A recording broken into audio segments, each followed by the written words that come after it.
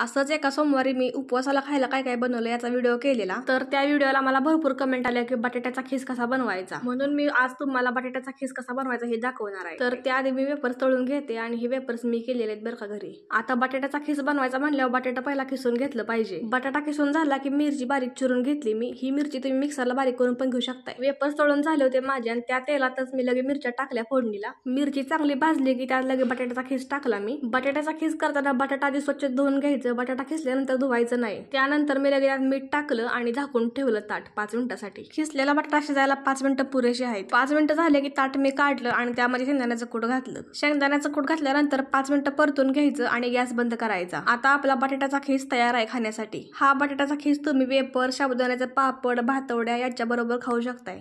आणि सगळ्यात महत्त्वाचं म्हणजे खिचडी खाऊन बऱ्याच जणांना पित्ताचा त्रास होतोय, तर हा बटाट्याचा खीस जर तुम्ही खाल्ला ना तर तुम्हाला पित्त अजिबात होणार नाही। चला आता फराळ करून घेते, भेटू पुढच्या व्हिडिओमध्ये। Bye bye.